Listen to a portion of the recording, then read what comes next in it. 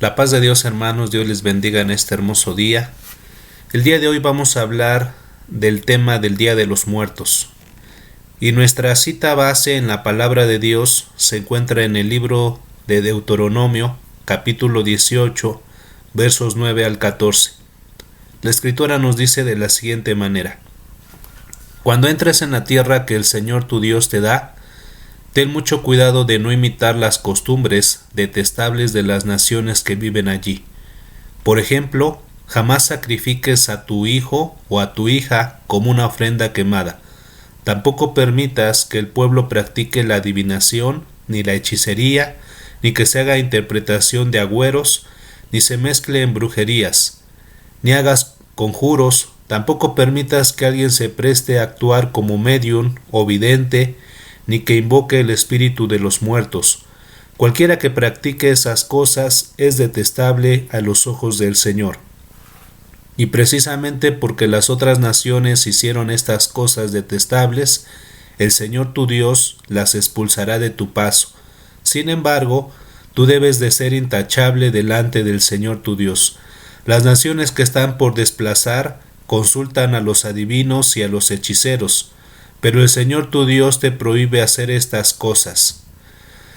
Amados hermanos, en estos días vemos que es una fiesta o costumbre de los diferentes pueblos, también podríamos decir así naciones, y vemos que el Día de Muertos es una tradición que ha subsistido a través de la sociedad mexicana, y cada año se refuerza su práctica con mensajes como no dejes morir nuestras tradiciones.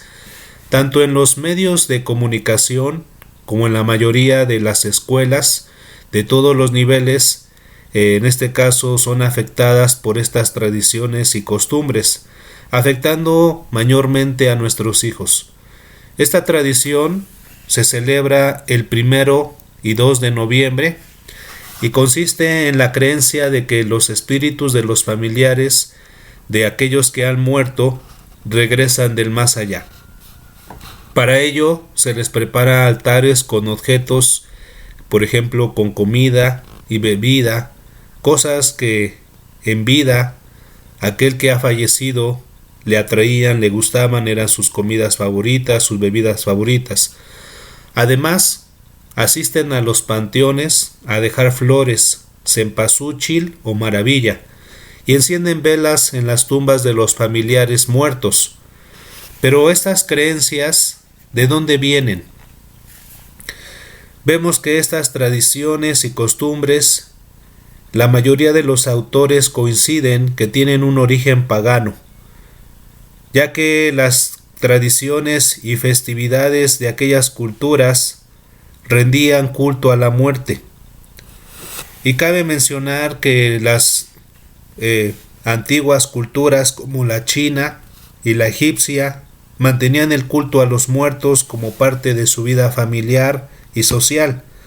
Para ellos era de vital trascendencia rendir culto a la muerte.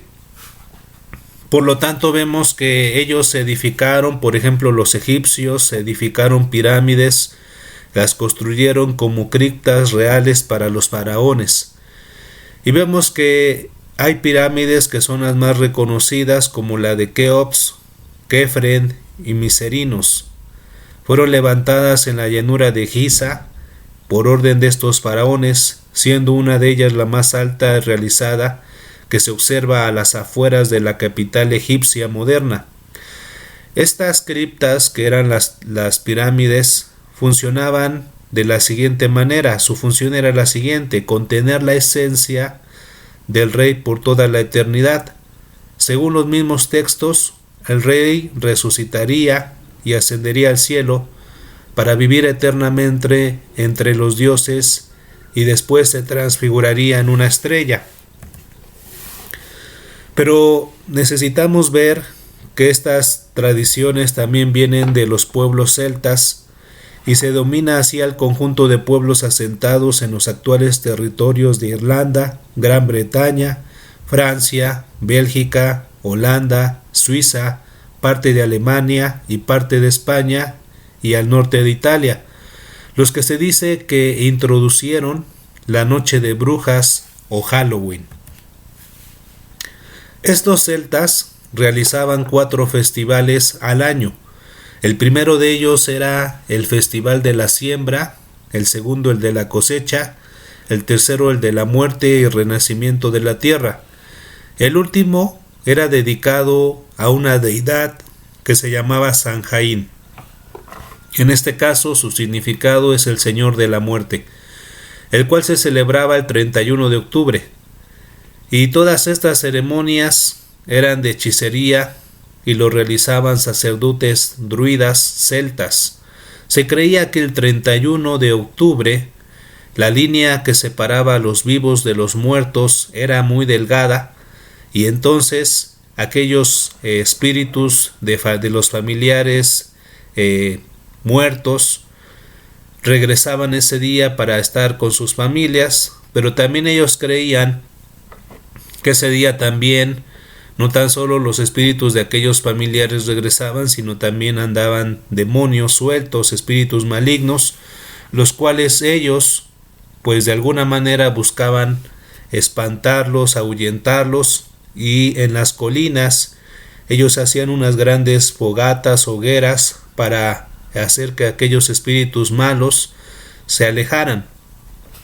Ellos sacrificaban animales y con las pieles de los animales ellos se cubrían, en este caso se disfrazaban y se ponían también la cabeza del animal sacrificado para indicar que ellos podían escabullirse entre los espíritus y que los espíritus los confundieran con otros espíritus. Normalmente ellos hacían sacrificios. El día 31 de octubre los sacerdotes celtas, druidas, iban casa por casa tocando, pidiendo a una virgen o a un niño para ser sacrificado en esas hogueras que ellos prendían en las colinas o en las montañas. Si las personas de esa familia accedían a darles una virgen o un niño, les dejaban una fruta con una veladora encendida dentro de ella, a lo cual se le llamaba trato. Y si no aceptaban a darles un niño o una virgen, entonces en este caso dejaban una señal en la puerta para que los espíritus malos tuvieran libre acceso para destruirlos, a lo cual llamaban treta. Vemos que estos celtas también eran irlandeses, los cuales inmigraron con el tiempo a Norteamérica y llevaron consigo esas creencias y las transmitieron a los norteamericanos, y para el fines del siglo XIX ya se había popularizado esta creencia, esta traducción y esta costumbre. Si nosotros vemos, el Halloween significa para nosotros en su traducción víspera de todos los santos.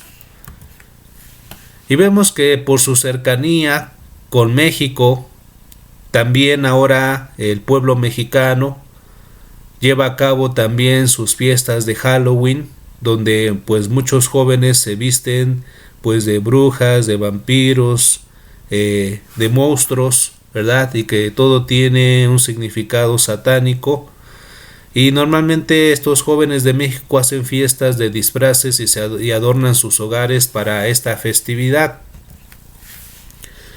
Volviendo a los celtas, fueron los primeros países no romanizados, es decir, que no fueron conquistados por los romanos, pero que ellos creyeron en pues en este caso podemos decirlo así, creyeron en la evangelización católica y en sus costumbres. Fueron los que creyeron y adoptaron a la Iglesia Católica, y de ahí vemos que derivó una mezcla de doctrinas de la Iglesia Católica con las de los celtas, y fue una aceptación por parte de la Iglesia Romana el culto a los muertos. En el año de 1998 antes de Cristo, Odilon, abad de Cluny, en Francia, estableció que el 2 de noviembre sería considerado como el día de la conmemoración de los fieles difuntos y tiene como objetivo rezar por aquellos que han muerto y en especial por aquellos que están en estado de purificación en el purgatorio, según la Iglesia Católica.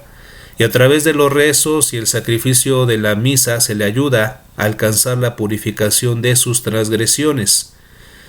Vemos entonces que ellos unieron ambas festividades para poder entonces el día 2 conmemorar el Día de los Fieles Difuntos, y que se utiliza para rezar y para poderlos ayudar a salir del purgatorio según las creencias católicas por medios de misas y de rezos. Vemos también que esta fecha que se conmemora el 2 de noviembre la conjugó con otra festividad llamada el Día de Todos los Santos, que se celebra el 1 de noviembre y que el Papa Gregorio IV extendió a toda la Iglesia Católica. Pero también el culto a los muertos en México no es nuevo. De hecho, antes de que los españoles vinieran a conquistar México, las culturas prehispánicas creían en la vida después de la muerte, decían que el espíritu humano era inmortal y había un lugar para las almas de los muertos, al cual llamaron Mictlán. Para poder llegar a esta tierra de los muertos, tenían que atravesar un río muy profundo, aquellos que habían muerto en este mundo. Para ellos se les enterraba con comida y bebida, para que pudieran llegar a ese lugar. También se les enterraba con un perro. Si la persona que había fallecido era un noble, una persona distinguida, también se les enterraba con algunos de sus siervos. A ese lugar donde ellos iban, que era la tierra de los muertos, había un señor de la tierra de los muertos, que se llamaba Mictlantecuhtli, y su esposa, que era la dama de la muerte, que hoy es conocida como la Catrina, se llamaba Mictecacihuatl. Después de que los españoles vinieron a México, a su llegada en el siglo XVII, trataron ellos de imponer a los nativos sus creencias católicas acerca del Día de Todos los Santos, dando lugar a un sincretismo, es decir, a una mezcla de tradiciones europeas y prehispánicas, y entonces ellos fusionaron las tradiciones de ambas culturas, haciendo coincidir la fiesta católica a los muertos con el festival prehispánico de los muertos.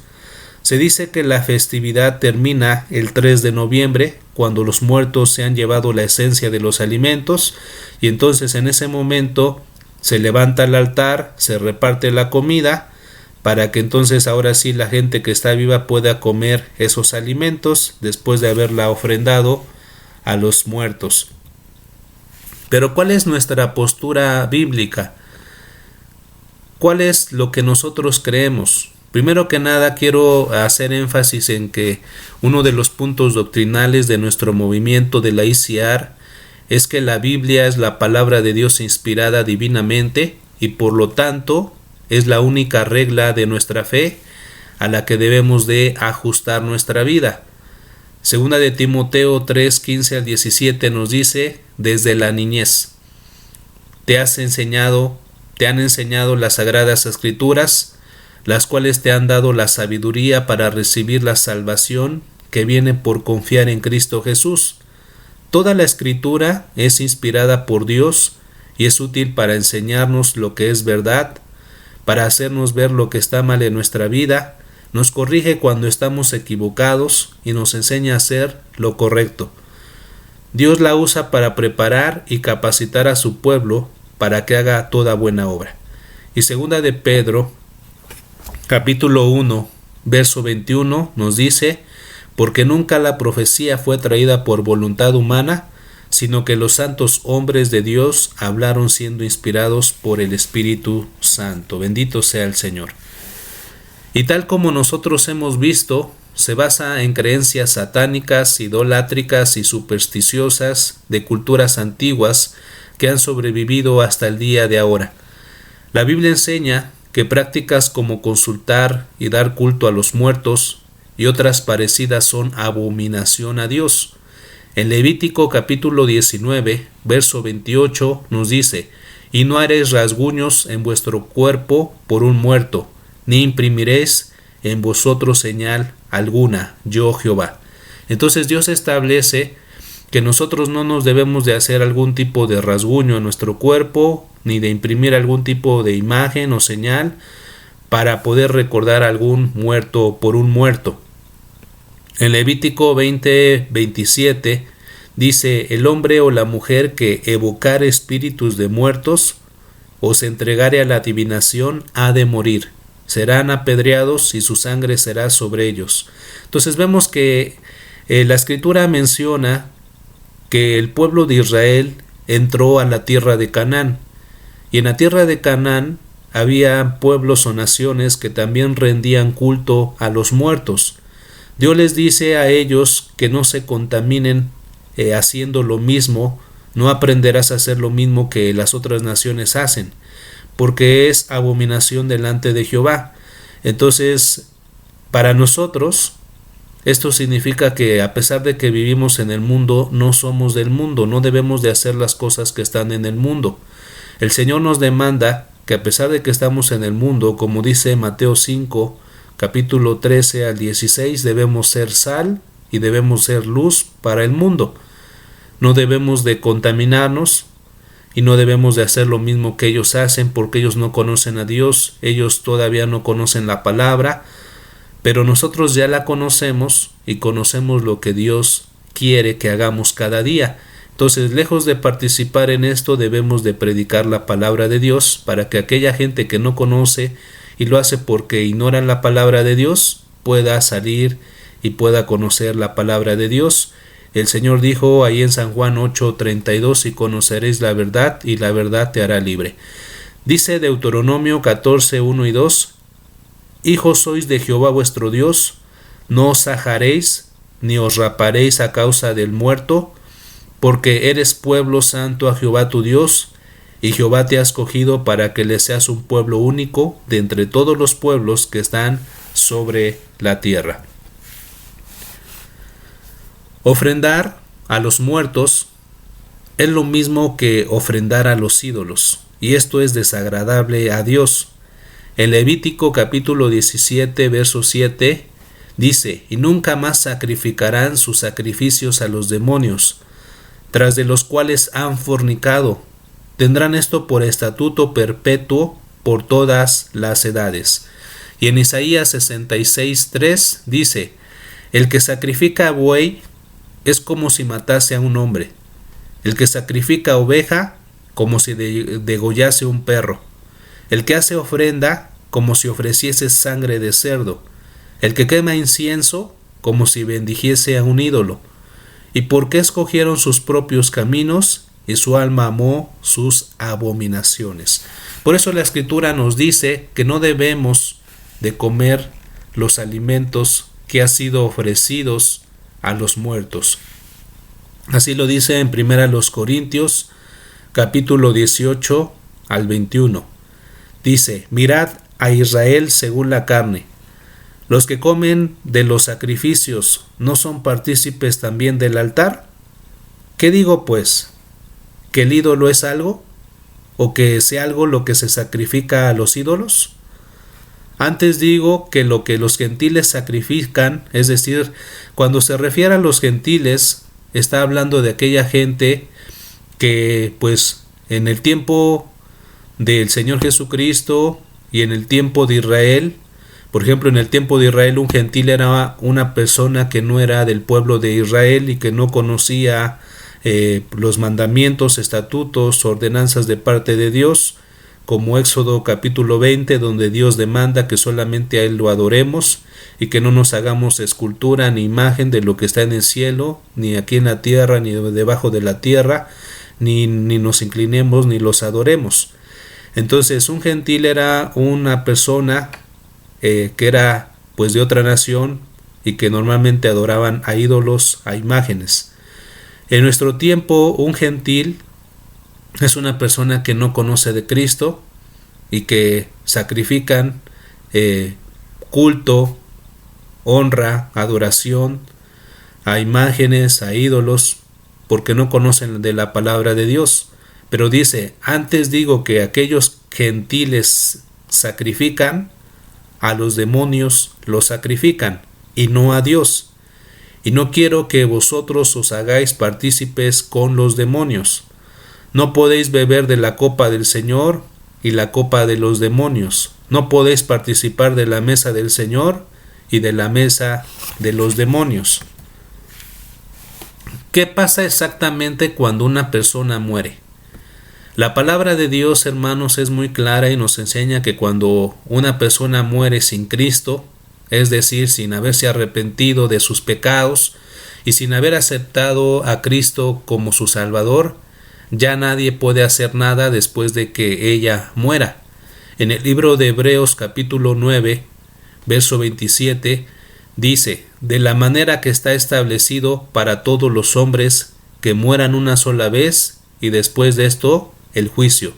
Entonces, para todos los hombres está establecido que viven en esta tierra, hombres, mujeres, niños, para todo hombre está establecido, ¿verdad?, de parte de Dios, que mueran una sola vez y después de eso sean juzgados.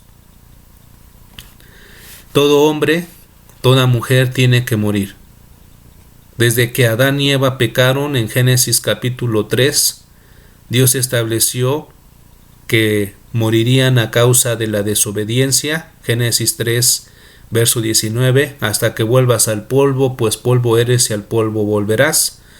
Y vemos que está establecido entonces que todo hombre, toda mujer, todo niño, todo joven, pues en algún momento tenemos que morir. Mueran una sola vez. No hay dos veces, no hay una reencarnación, no hay otra oportunidad. La oportunidad que hoy tenemos es en vida. Después de que uno muere ya no se puede hacer nada. Y después de esto el juicio. En el libro de Apocalipsis capítulo 20, versos 12 al 15 nos habla de cómo ahí las personas que mueran sin Cristo serán juzgadas por los actos, por lo que hicieron en esta vida. En Proverbios 11:7 dice, cuando los perversos mueren, sus esperanzas mueren con ellos, porque confían en sus propias y deficientes fuerzas. Eclesiastés 9:4 dice, hay esperanza solo para los que están vivos. Como suele decir el refrán, el proverbio, más vale perro vivo que león muerto. Mateo 25:46 dice, e irán estos al castigo eterno, y los justos a la vida eterna. Entonces no hay otra oportunidad. Si en esta vida no aceptamos a Cristo y no nos arrepentimos de nuestros pecados, no hay otra oportunidad. La Biblia nos habla de una historia que el Señor Jesucristo relató cuando Él estuvo en esta tierra, de un rico y de Lázaro. En Lucas capítulo 16, versos 19 al 31 nos habla de esta historia que es real. Nos dice, había un hombre rico que se vestía de púrpura y de lino fino y hacía cada día banquete con esplendidez. La Biblia nos habla de un hombre rico que todos los días, ¿verdad?, se vestía de púrpura y de lino fino, que son telas muy caras, costosas, y se vestía de lo mejor, tenía, digámoslo así, en estos tiempos, la mejor ropa, los mejores sacos, los mejores zapatos, los mejores pantalones, y todos los días hacía banquete con esplendidez, hacía fiesta, posiblemente había pues bebida, alcohol, mujeres, pero también dice que también había en ese tiempo un mendigo llamado Lázaro, que estaba echado a la puerta de aquel hombre rico, estaba echado a la puerta de su casa, lleno de llagas, y ansiaba saciarse de las migajas que caían de la mesa del rico, y aún los perros venían y le lamían las llagas. Este hombre esperaba, si acaso, por su necesidad que tenía de hambre, aunque sea comer las migajas para saciar el hambre que tenía, Aparte nos menciona que tenía una enfermedad en su cuerpo, tenía llagas y los perros le lambían las llagas. Pero como todo hombre, no importa si es rico, si es pobre, aconteció que murió el mendigo y fue llevado por los ángeles al seno de Abraham, un lugar de descanso, y murió también el rico, porque aquí en esta tierra toda la gente que vive en algún momento va a morir, unos antes y otros después, pero todos vamos a morir. Y murió también el rico y fue sepultado. Y en el Hades, es decir, en el lugar de tormentos, en el infierno, alzó sus ojos, estando en tormentos, y vio de lejos a Abraham y a Lázaro en su seno. Entonces vemos a dos hombres que murieron, uno era rico, otro era pobre, ¿verdad? Uno abrió sus ojos estando en un lugar de descanso y el otro abrió sus ojos estando en un lugar de tormento. El rico pudo reconocer a Lázaro, aquel hombre que mendigaba ahí a la puerta de su casa, lo reconoció que estaba en un lugar de descanso. Entonces él, dando voces, dijo: Padre Abraham, ten misericordia de mí y envía a Lázaro para que moje la punta de su dedo en agua y refresque mi lengua, porque estoy atormentado en esta llama. Vemos que aquel hombre reconoció a Lázaro y le pidió a Abraham que él lo enviara para que remojara su dedo en agua y refrescara su lengua, porque estaba atormentado en esa llama. Pero Abraham le dijo: Hijo, acuérdate que recibiste tus bienes en tu vida y Lázaro también males, pero ahora éste es consolado aquí y tú atormentado. ¿Cuál fue la diferencia o por qué Lázaro estaba en un lugar de descanso, de reposo, mientras el rico era atormentado en esas llamas? El rico no fue a ese lugar de tormento por ser rico, ni el pobre fue a un lugar de descanso por ser pobre, porque menciona que también padeció males, es decir, también estuvo enfermo, pero no quiere decir que porque Lázaro estuvo enfermo o fue un hombre pobre en esta vida, fue a ese lugar de descanso, al paraíso, sino porque el rico nunca quiso aceptar a Cristo en su corazón, nunca quiso vivir como la palabra de Dios manda, y la única forma de poder vivir la palabra de Dios o poder hacerla es cuando nosotros aceptamos a Cristo en nuestro corazón y Él transforma nuestra vida para que entonces podamos hacer lo que no podíamos hacer y dejar de hacer lo malo. Entonces, el Lázaro fue a ese lugar de descanso porque él creyó en el Señor Jesucristo, él creyó en Dios. Y entonces la Escritura nos dice en el libro de San Juan, capítulo 3, verso 15, verso 16, que de tal manera amó Dios al mundo, que ha dado a su Hijo unigénito, para que todo aquel que crea en Él no se pierda, mas tenga vida eterna. Porque Dios no vino a condenar al mundo, sino a salvarlo por medio de Él. Entonces, si nosotros creemos en Jesucristo, que vino a morir a este mundo por nuestros pecados, para pagar nuestras transgresiones y todo mal que hemos hecho, y le aceptamos al Señor Jesucristo en nuestro corazón y permitimos que Él ahora gobierne nuestra vida, entonces Él nos da el derecho de ser hijos de Dios. Así lo dice en San Juan capítulo 1 versos 11 y 12. Dice: a lo suyo vino a salvar a la humanidad, vino a salvar de la esclavitud del pecado, de la maldad. A lo suyo vino, pero los suyos no le recibieron. Pero aquellos que le recibieron, les dio la potestad de ser llamados hijos de Dios. A los que le recibieron y creyeron en Él, les dio la potestad de ser llamados hijos de Dios. Entonces, si tú le has creído en su palabra, has creído en el mensaje de salvación y le has recibido en tu corazón, entonces ahora tú eres hijo de Dios, así la Escritura lo dice. Y entonces tienes el derecho de ir al cielo. porque Dios ha pagado por todos tus pecados, el Señor Jesucristo ha pagado por todos tus pecados, y ahora tienes vida eterna por medio de Él, para que todo aquel que en Él crea no se pierda, mas tenga vida eterna. Entonces, vemos entonces la condición de ambos, y también la Escritura dice en el verso 26, además de todo esto, una gran cima está puesta entre nosotros y vosotros, de manera que los que quisieran pasar de aquí a vosotros no pueden, ni de allá para acá. Entonces nadie que está en el lugar de tormento puede ir al lugar de descanso, ni viceversa. Entonces le dijo, te ruego pues, Padre. Veamos una palabra muy interesante. Este rico le dice Padre a Abraham. Y vemos cómo Dios llamó a Abraham en Génesis capítulo 12, donde le dice que deje su tierra y su parentela y vaya al lugar donde Él le mostrará y le haría una gran nación. Sería padre de muchedumbres.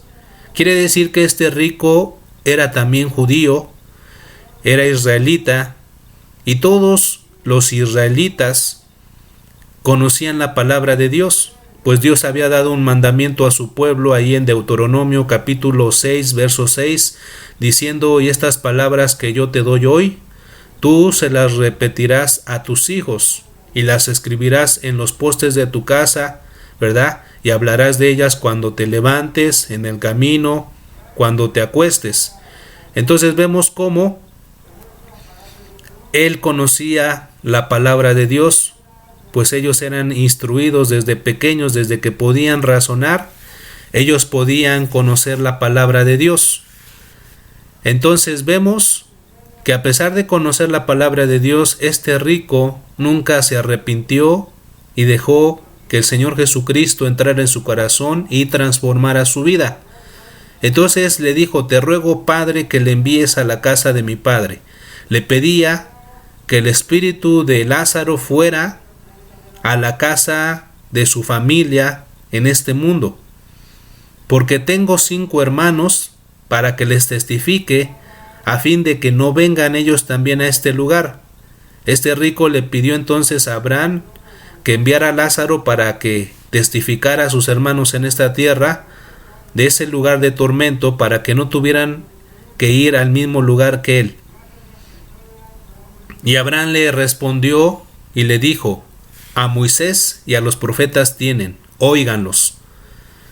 En ese tiempo Moisés y los profetas ya no vivían, ya habían muerto, pero ¿a qué se refiere el Señor Jesucristo indicando a Moisés y a los profetas tienen? Vemos que la palabra de Dios fue escrita por los santos hombres de Dios que Él eligió, y vemos cómo Moisés, por la gracia de Dios, escribió el Pentateuco, así como los profetas escribieron parte también del Antiguo Testamento. Y entonces le dice que ellos tenían, el hombre en esta tierra que vive todavía, tiene la palabra de Dios, la Biblia, para poder escudriñarla y saber cuál es el futuro que nos prepara o tenemos después de esta vida. Necesitamos oír la palabra de Dios, que es la que nos va a guiar en toda nuestra vida, aquí y más allá. Él entonces le dijo, no, padre Abraham, pero si alguno fuere a ellos de entre los muertos se arrepentirán. Escuchen bien, él pedía que alguien de entre de los muertos fuera a su familia, y entonces dice, ellos se arrepentirán al ver, pues, a ese espíritu. Mas Abraham le dijo, si no oyen la palabra de Dios, si no hacen caso de la palabra de Dios, que es la que nos guía en este mundo, tampoco se persuadirán, aunque alguno se levantare de los muertos. Entonces no existe ningún fundamento que sostenga esta tradición de que pues los muertos pueden regresar a este mundo después de que han partido de él. Ellos ya están en un lugar, en el cielo, se aceptaron a Cristo y se arrepintieron de sus pecados, o en un lugar de tormento, si nunca aceptaron a Cristo en sus corazones y mucho menos se arrepintieron de los pecados que hicieron en esta vida. Hay quienes pretenden afirmar lo contrario, manifestando que el libro de Macabeos se encuentra escrito de la siguiente manera. Ahí en segunda de Macabeos capítulo 12 verso 46 dice: mandó Juan Macabeo ofrecer sacrificios por los muertos para que quedaran libres de sus pecados. Sin embargo, primera y segunda de Macabeos no está dentro del canon de la Biblia. El canon de la Biblia es la regla o norma que en este caso nos rige. Entonces, la Biblia es nuestra regla o norma que rige nuestra vida, y no se encuentran estos libros dentro del canon de la Biblia, sino son libros apócrifos, es decir, falsos o fingidos, llamados así por Jerónimo, el autor de la versión Vulgata latina, que es aceptada por la Iglesia romana, es la Biblia que ellos utilizan, pero que dentro del canon no se encuentran esos libros. Asimismo pretenden basarse en el libro de Jeremías, capítulo 34, verso 5, donde dice así: en paz morirás, y así como quemaron especias por tus padres, los reyes primeros que fueron antes de ti, las quemarán por ti, y te endecharán diciendo: ay Señor, porque yo he hablado la palabra, dice Jehová. Pero este pasaje, que es mal citado, es un típico caso de incorrecta interpretación de la palabra de Dios, ya que se aísla un versículo de su contexto.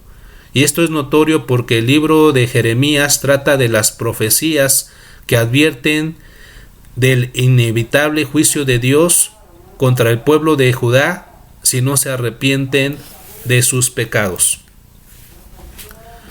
Por eso nosotros no celebramos Halloween, ni tampoco Día de Muertos, porque nuestro Dios es Señor de la vida y no de la muerte.